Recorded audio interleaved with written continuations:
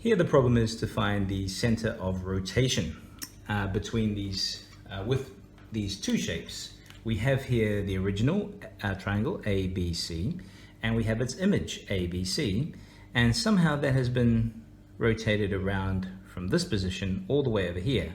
So it kind of makes intuitive sense that the center of rotation is in here somewhere. It's like it's been spun around, hasn't it?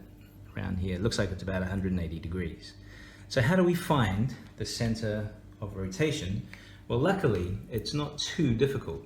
It requires a couple of steps. So step number one is we have to draw a line connecting an original point with its image. So let's join these C's. So C and C dash. Let's join those two.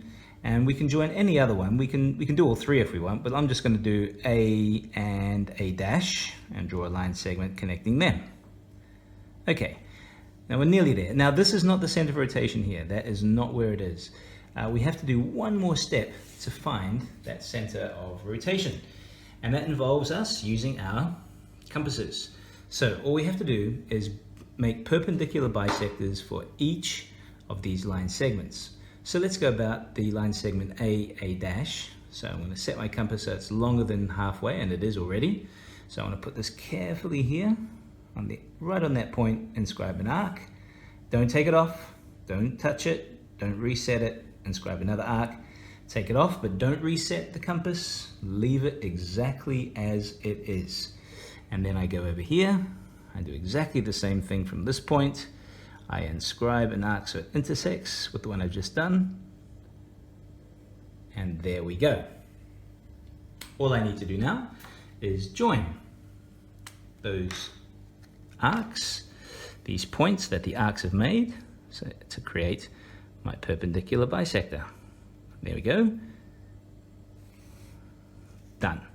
So I've now created a perpendicular bisector for line A dash. And I need to do exactly the same for C dash.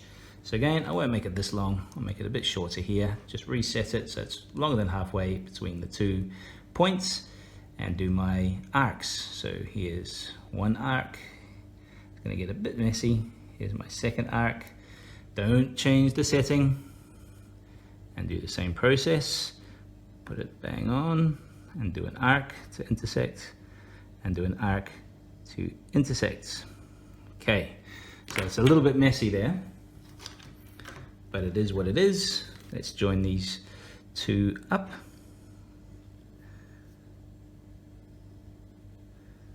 We have that one. Let me see. That one there.